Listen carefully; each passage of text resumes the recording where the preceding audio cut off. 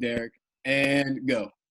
Very good. So this may come as a shock to many of you, but I am actually an extrovert.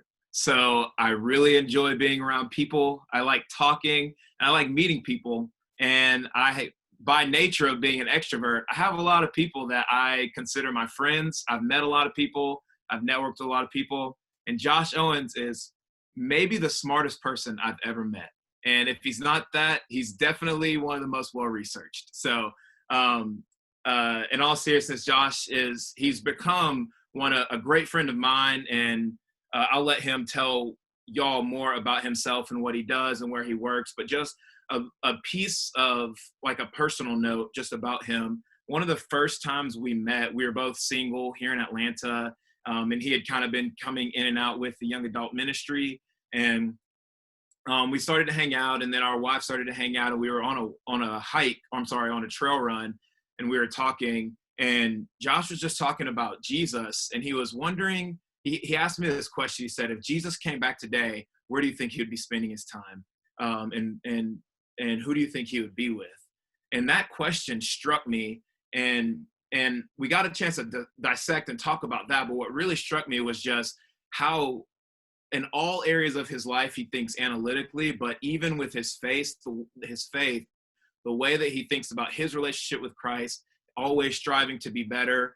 Even in talking about this class, the ways that he was just intersecting that with wanting to make sure that it was in line with what Jesus would have him to do, and making sure that he's equipping all of us just for better learning opportunities and following the Holy Spirit has always been such an impact to me. And so, Josh, just to you personally, man, I love you for that. And I've just learned so much from you in that way. So as Adam already said, young adults, we are here with the Adult Discipleship Ministry. This is going to be an incredible 8 weeks. I already know that 6 weeks, I already know that you are going to be blessed by what Josh has prepared. If there's anybody in the beginning, middle, or end of this, at any point, if you think to yourself, man, I really wish fill in the blank was here, they ought to be here, I give you permission to text that person so that you don't forget and invite them next week, because we'll be here every week at 8 o'clock. So with that, Josh, I'm going to turn it over to you to introduce yourself, get us kicked off. I'm really excited about this, man. Okay, thanks so much, Derek. That means a lot. Just to introduce myself and to kind of start going to this class, my name is Josh Owens, like everyone has said. I've been attending North Atlanta for 3 years now, and I've also been married to my wife, Erin Owens, for 3 years of that. I am a rising fifth year, I guess you could say, in the graduate program at Emory University, where I study immunology and molecular pathogenesis. And my passion is actually like cancer immunotherapy. But me and my wife, we both grew up in Huntsville, Alabama, and we both grew up in the Church of Christ. And I went to Lipscomb University, and my wife went to Auburn University, War Eagle. And at Lipscomb, I started kind of this faith walk where a lot of the topics we'll talk about in this class were kind of wrestled through. And it was just the things that I was taught growing up versus what I was learning about in my classes. Some things didn't match up. And a lot of times in the secular world and in academic universities and professors, they tell you that faith and science are in conflict, and it's either one or the other, and you can't mesh them. And in my own personal faith walk, I was seeing them start to mesh together. So we'll kind of delve into some of those topics and go through that in this class. I'll share my screen so that you guys can see my presentation. Okay, can everyone see that? Okay. So in this first lesson, we're kind of just going into, it's not going to be hard meat science or anything like that, or hard even like really faith. It's just going to be about why should we care about science as Christians, and what's the reasoning behind this, and what we should do. And I'm also going to try to push the envelope of our technology a little bit here. This is what I learned from Tyler White's class, but it's going to be some polls through here and some surveys. So if you have another smartphone, another smart device, you can pull out to go to this website, or you can text these numbers. We'll be doing that throughout the kind of class, and hopefully just a little bit for today. If it messes up and goes crazy, we can figure it out. But that information will also be up in the next slides as we go on. But I also want to talk about this background image that you can see behind on my presentation. So this image is actually a cross-section of a tumor. So what we can do as scientists is we can take tumor biopsies out of patients, we can cut them in half, make these little thin sections, and can stain them with different markers. And you can kind of see there's this myriad of different like populations there. And for a long time in cancer research, we kind of thought of the tumor as kind of a simple thing. And for a lot of patients, how we could treat them was just to do surgery and to do chemotherapy, and that was fine, and they would go into remission and not have cancer again. But for other patients, we realized that all these cell populations are really important in preventing the cancer. And I think that same kind of theory is true with faith, that sometimes we can have a little bit of simplistic view of the world, and that's fine for our faith, and that's perfectly well enough for us to continue our faith walk with Jesus. But for some people that have some of these deep, complex questions, we really have to like delve into that and to expand our faith to accommodate those people. And so as a scientist, if we have some of these deep, complex questions and we don't feel like faith is answering them, sometimes it's hard for people of science to come to faith. And so that's why I'm going to kind of talk about this in this lesson. So, but to reiterate anything else first, I don't know how to, oh, there we go. My buttons weren't working. But the series purpose is first and ultimately is to not to convince you or first force you to agree with any of my thinking. It is to inform us about the current scientific understanding of key topics. And hopefully understanding these kind of topics will help us to challenge to rethink or even just reaffirm our beliefs and viewpoints of God. And ultimately what I want us to lead into is that to realize what may be non-issues for us as Christians may be preventing other people from coming to Christ. And that little alterations in our faith might be bringing more people to the table to realize Christ. So I just want to start with kind of like the main question of this whole topic is science and faith, are they in conflict? And I want to begin with a little simple story. And kind of this whole lesson is going to be kind of simple, but it's a story hopefully we all know. It's from Genesis 15 verses 1 through 5. And if anyone would like to, they can unmute and read this passage for us.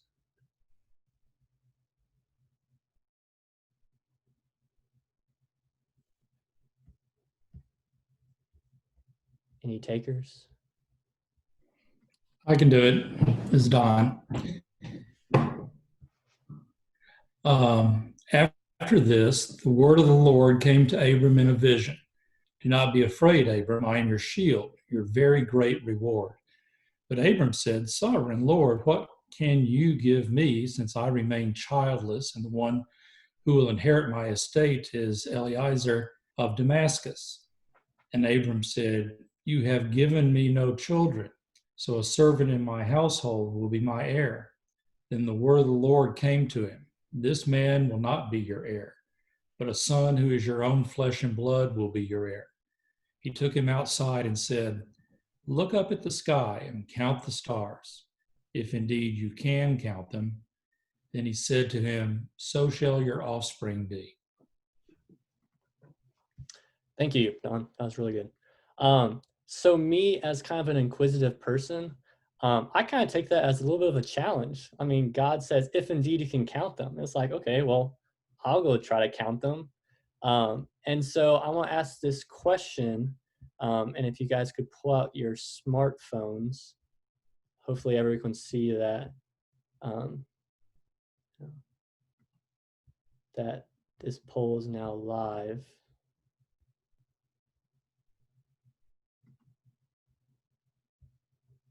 But if you go on your smartphones to one of these, either the website or you can text on your phone number.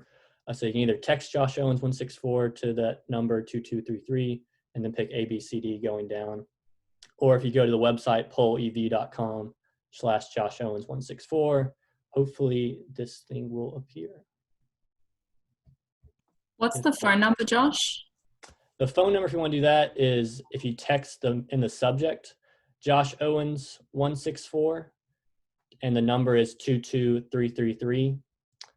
And then I think it'll send you some kind of message response. And then you can hit A, B, C, D, E, or F, I guess, for this response.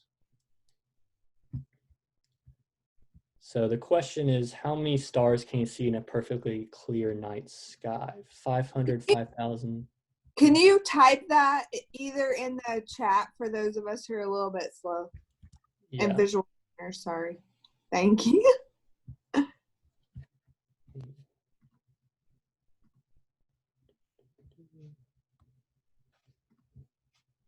Yeah, Josh, I just learned what link in the bio meant today. So we're going to be a little bit slow here, bro. That's okay. So just give us a second. All good. Let me find the chat.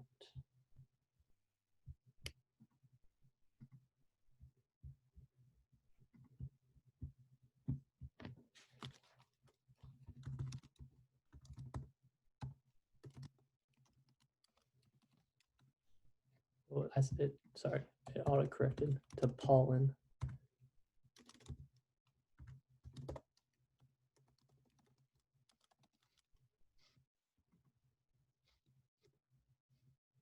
Might have to remove this. So we have 2 5 millions on the chat. Oh, we have 3 5 millions.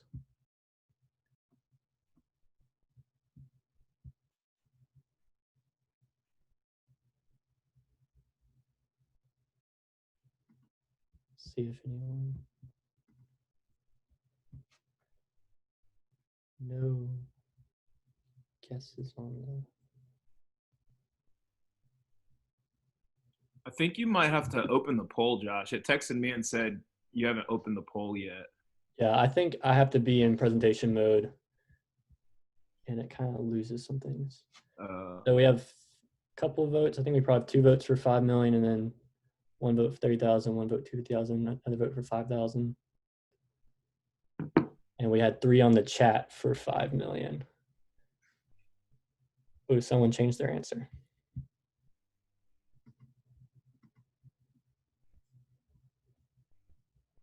So I'll go for a little longer and I can talk about it. But I was trying to see if we could stretch. A lot of people were saying 5 million, the highest number. And we had the 3 in the chat. And I'll call it there. So we had 70% for 5 million plus 3 in the chat, and then a couple of votes for the 1.25, 30,000, and 5,000. So actually, the right number is 5,000 stars / planets, because you can see a couple of planets with your naked eye, is what you can see with no light pollution on a pretty clear night, like went to the Sahara, some very distant, dark place. That's how many stars you could count. And I think it's a little bit funny because, you know, if God's comparing that to Abram's descendants, like we know by the time of the Exodus of the Israelites that there's over 1 million Israelites. So that doesn't really compute, and it's a little bit of a funny thing. And so I raised the naive question, you know, is the Bible wrong? And then we'll kind of jump a few chapters later in Genesis to Genesis 22:15 through 18. And I would also love if someone would want to unmute and read these verses. I'll read them. Can you hear me? Yes. Okay. The angel of the Lord called to Abraham from heaven a second time and said, I swear by myself, declares the Lord, that because you have done this and have not withheld your son, your only son, I will surely bless you and make your descendants as numerous as the stars in the sky and as the sand on the seashore. Your descendants will take possession of the cities of their enemies, and through your offspring, all nations on earth will be blessed because you have obeyed me. Thanks. That was really good. And I would point out to the bolded section that I did for you. So a couple of chapters earlier in Genesis 15, God says to Abram, your descendants will be as numerous as the stars in the sky. Look up and see them, count them if you can. We know now there's 5,000 of them. But then now he makes this comparison and says, as numerous as the stars in the sky and as the sand on the seashore. So he's saying somehow they're equal. And I don't know about you guys, but I've been to the beach before and been bored and have started counting grains of sand like all little kids do, or maybe it's just me. But I'm pretty sure there's more than 5,000 on the grains of sand on a seashore. So I'll ask another question, and maybe we can go a little faster this time. Of how many grains of sands do you think there are on all the seashores of the earth? And I put some big numbers now, so that you can have little guesses. So we have a couple for 10 sextillion, a couple for 1 billion trillions. Honestly, I didn't know actually what the number was past the trillion. I actually had to look it up.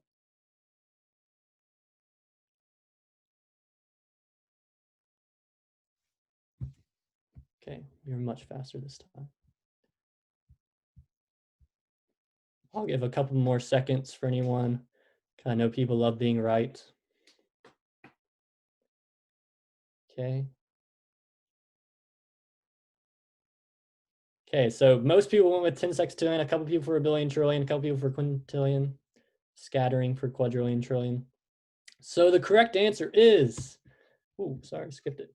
So the correct answer is there's 1 billion trillion grains of sand on the seashores. And interestingly, if you expand outside what you can see with your naked eye in the stars, and you look at all the estimates there are for how many stars are in the observable universe, there's actually also 1 billion trillion stars in the universe. So even though what inherently seemed wrong at first and didn't seem to compute and was not equal, if you just expand your thinking a little bit, they actually are indeed equal. So I'd like to kind of just raise the point that sometimes the Bible is not necessarily wrong. We just have to expand a little bit of our thinking, expand our horizons, and think beyond what we might be seeing. But is this just like a little funny anecdote that we have? Or is it actually like, true that, is science and faith really in conflict? So really, like, why does this matter? So to start with, 59% of Americans believe that science and faith are in conflict, at least on one issue. They asked multiple issues. So for a majority of Americans, it seems like they do believe that they do not compute together, that they are, in fact, in conflict. And if you look at some of these sticky topics that people believe in, if you look at belief in evolution, the scientific community is very much set on 98%. If you look at US adult populations, it's 81%, so a pretty high majority. But then if you look at evangelical Protestants, it's only 33%, and some estimates vary. And so that's potentially another topic that people believe that are in conflict with faith and science. And then if you look at another illustration of this, if you look at the belief in the Big Bang, 99.9% of National Academy of Science members believe in the Big Bang. It's a lower majority, but still a majority of US adults believe at 51%. But then if you look at evangelical Protestants, it's only 21%. So it definitely appears to seem that a lot of people believe that faith and science are indeed in conflict.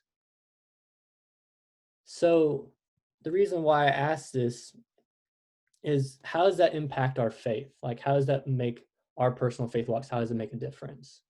And so I was kind of researching the web and trying to find different things. And I found this quote from this kind of biblical conference that was going on down in Texas. And they were interviewing this man, and he said, quote, and I can read this: "As a Christian, creation, really it's all or nothing. Either the entire Bible's right or it's all wrong. Either everything inside of it's 100% accurate or none of it is. So if creation could be disproven, so just completely take that away. That just devastates my entire way of life, my entire being." And I asked, as a fellow Christian, that if we hang our faith on some of these things that, well, science can't do this, so therefore I believe, then that starts seeing a fallacy. We make it a weaker faith because we're making these points. So if we say the Bible is 100% accurate, and then science proves something that we think is wrong, maybe it's not really wrong. Maybe there are, 1 billion trillion grains of sand on the seashore, and we only think there's 5,000 stars in the sky.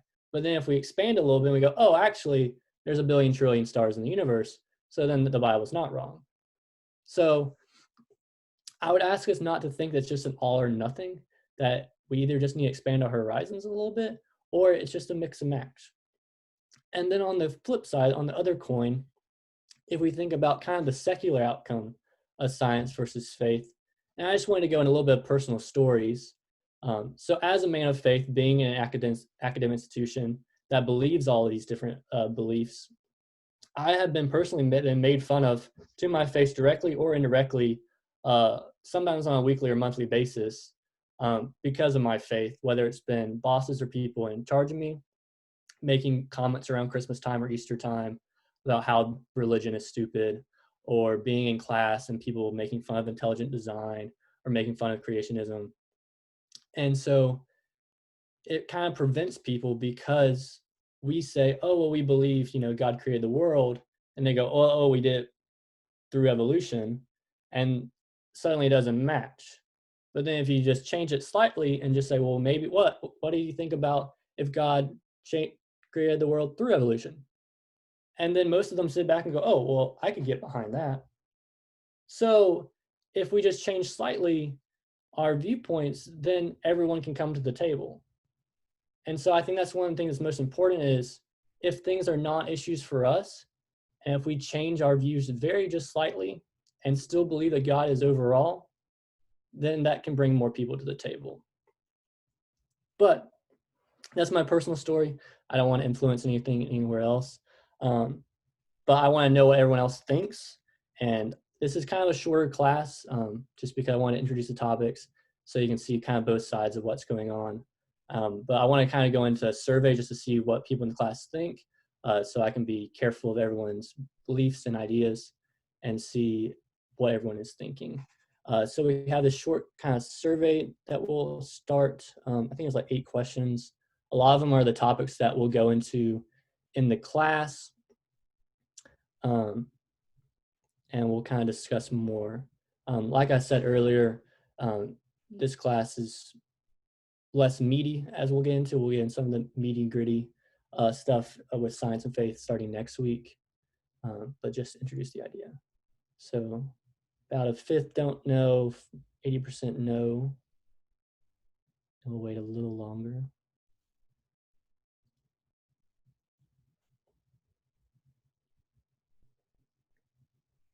So yeah, so around 80% saying no, 17% saying don't know.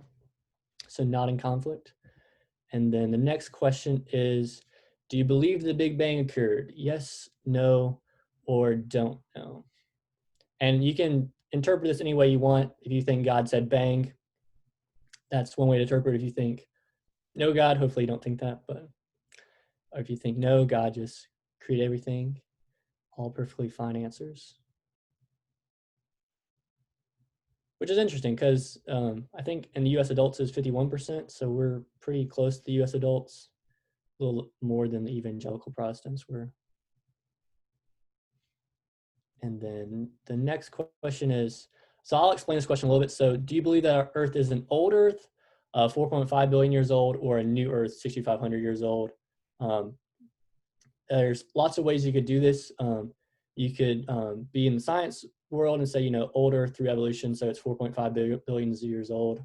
You can also be an old Earth creationist, which is what my mother is, or you could also be a new Earth creationist, where it's 6,500 years old. And we got a couple of questions of does it matter, which is really interesting, because I'll explain that on the week 3, I guess. Very cool. So 73% old Earth. I'll go on from there. And then this is a sticky question. So then, do you believe in evolution or creation? I only gave 2 options, I'm sorry. And I think both are perfectly justified.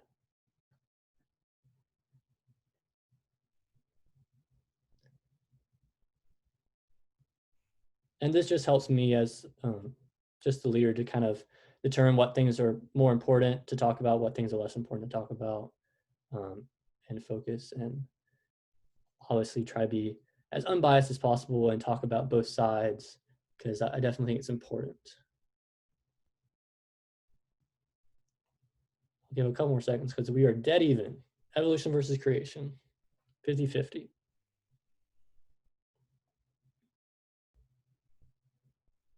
Okay, yes, that's everyone. It's very interesting, half and half. So in discussions later on, just be mindful of other people's opinions and try not to step on too many toes. Okay, another next question that's also kind of sticky. Do you believe that there was a worldwide flood during the time of Noah? Yes or no? Worldwide flood. And as the Bible says, all the mountaintops were covered.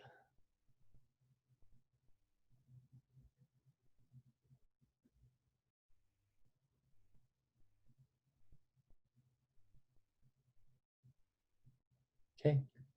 Very interesting. 78% say yes, 22% no. Oh, 20. Okay. Next question. And this is second to last question. So do you believe that God performed miracles outside of science through Jesus? Miracles. Water to wine. Raising people from the dead. Risen from the grave. Yep. Okay, that's what I expected on that one. I'll wait a couple more seconds in case someone wants to say no. But okay, sweet. And then I think this is the last question. Do you believe that God performs miracles outside of science today? That was also what I was thinking. Oh, a couple no's actually.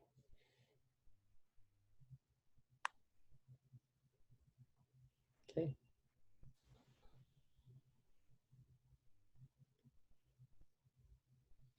Okay, awesome. I'll end it there. So this is the last slide I got for tonight. So this is just looking forward into what we'll be talking about. And as I said before, I'll get more into the meat and gritty of this. I kind of just want to introduce the topic, just to make sure everyone knows that hopefully I'm not trying to force my thinking upon you. As we move on, I'll explain all sides of the equation. So not just give evolution side, I'll give the creation side, see the facts and arguments for both sides of all the topics we'll talk about. So lesson 2, it's going to be how the universe get here.